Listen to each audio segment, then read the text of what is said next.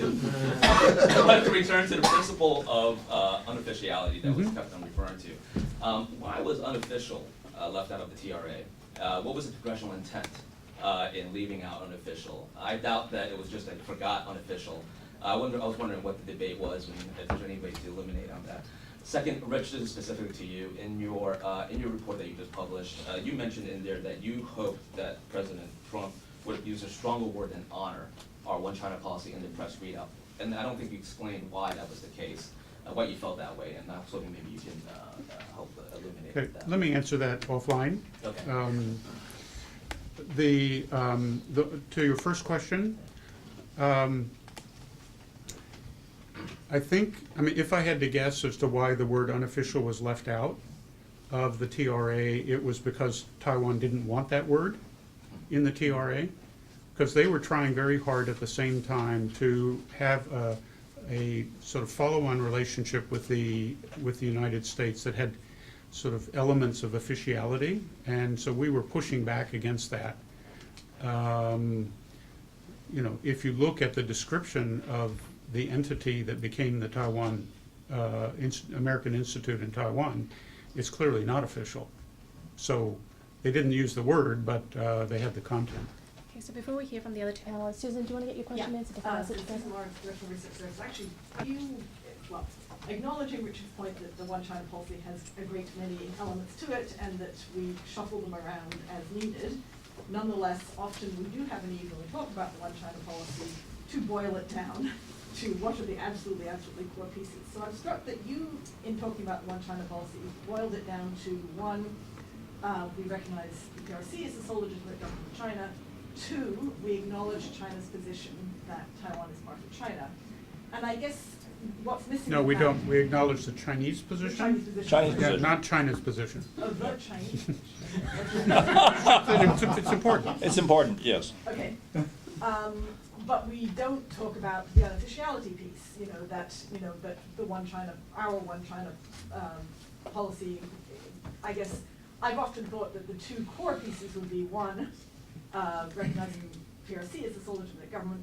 Two, we have unofficial relations with Taiwan.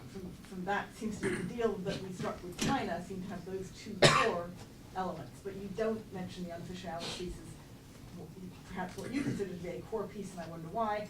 And related to that is this whole question of the Chinese version of the three communiques and the language for acknowledge, that started off being Ren Shidao, and then it became Chongren. And the next two communiques, some people argue that Because there was specific discussion of what it meant. And it was made crystal clear to the Chinese in both negotiations that what was meant was what acknowledge means in English, and that it was used in English for a particular reason. But why did the Chinese word change? The Chinese word changed because it wasn't considered a vital consideration. Read Alan Romberg's discussion of this. Yeah. The international practice is that when you have a treaty or an agreement in both language versions, your own language version is the guiding one in terms of your own position on the question. So there was zero change in the U.S. position on the question in the three communiques. And the idea of unofficiality as being a core part of the policy?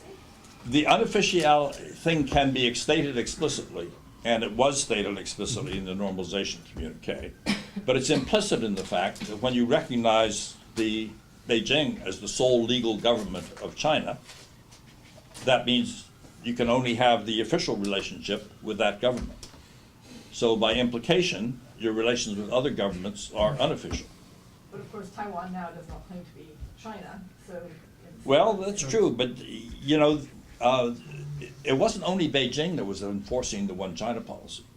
It was a forced choice. It was a forced choice on us. Yes. We had to decide. That's right.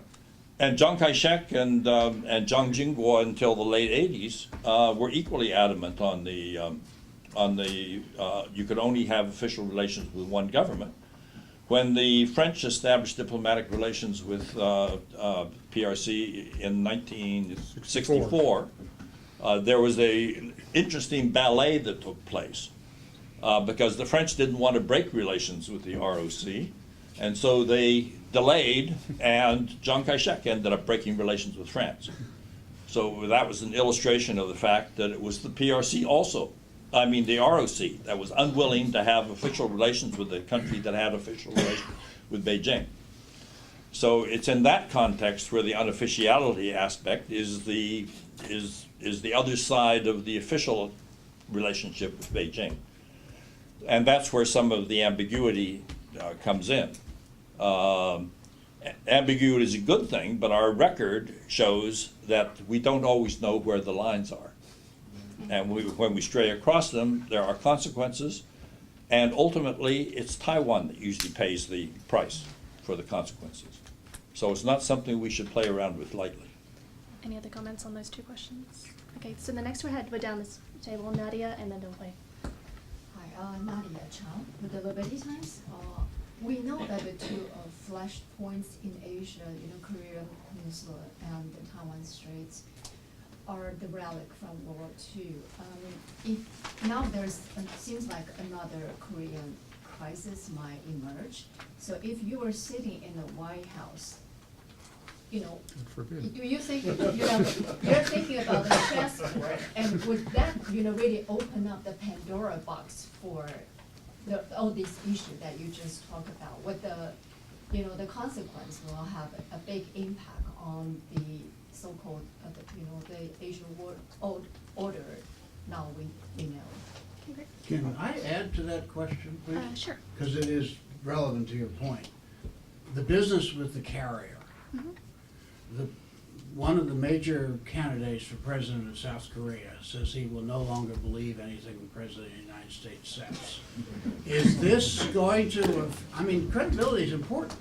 And will the Taiwanese believe that a carrier is coming to their aid if it's actually going in the other direction?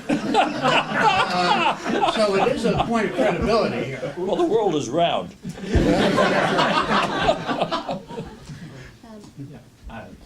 My name is Dong Hui Yu with China Real News Agency of Hong Kong. My question go to Ambassador Roy, and the Mar-a-Lago meeting between President Trump and President Xi didn't touch much upon the One China and Taiwan issue.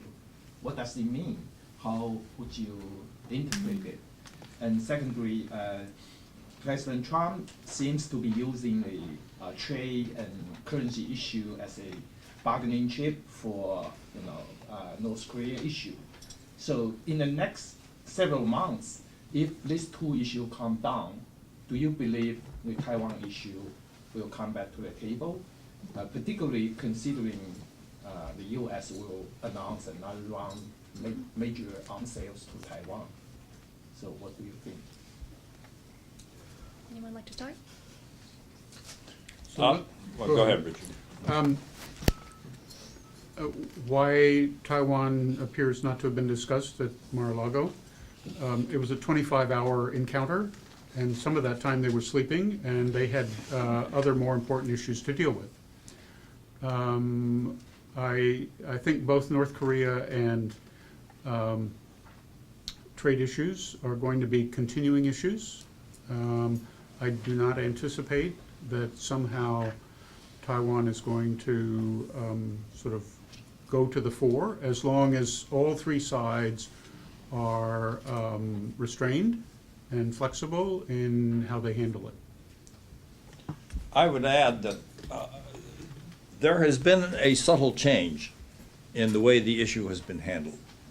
It used to be that you could not have a summit meeting or a high-level meeting in which Taiwan was not raised, just the way we would raise human rights.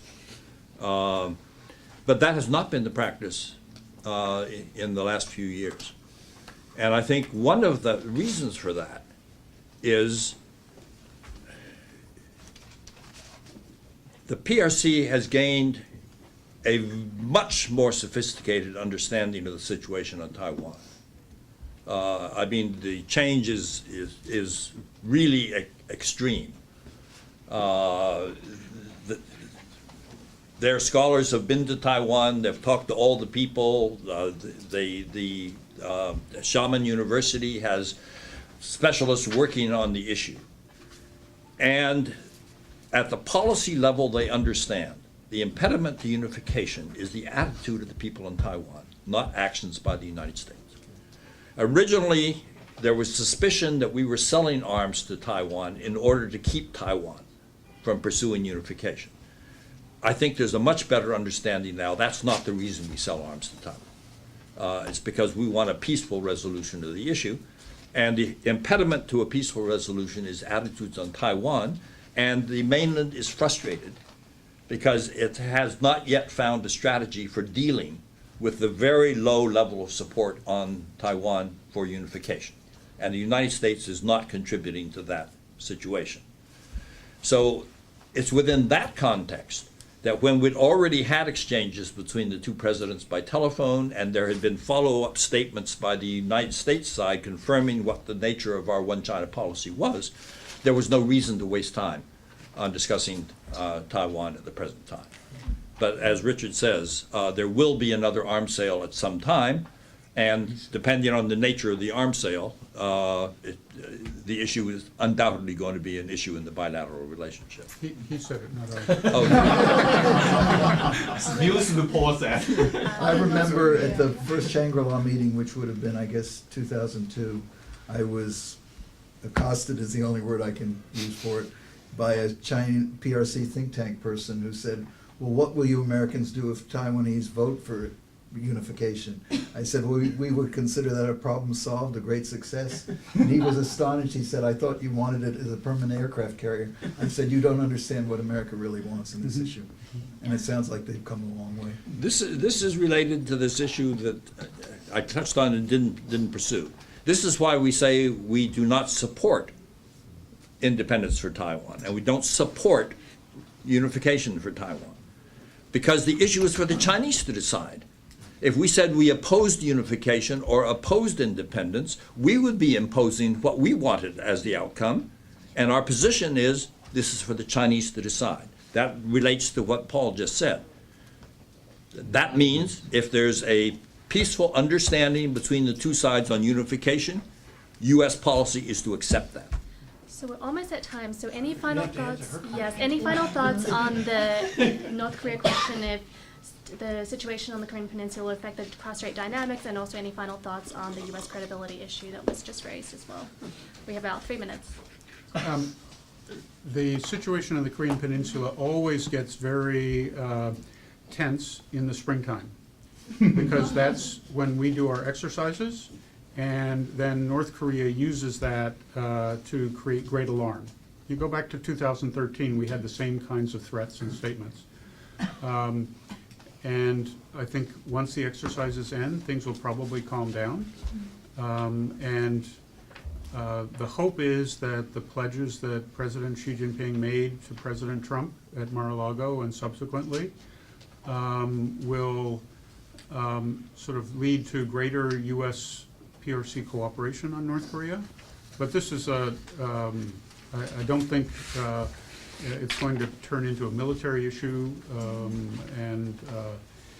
I think it's going to be with us for a long time. But how the United States conducts itself does affect our credibility as others are watching what we're doing.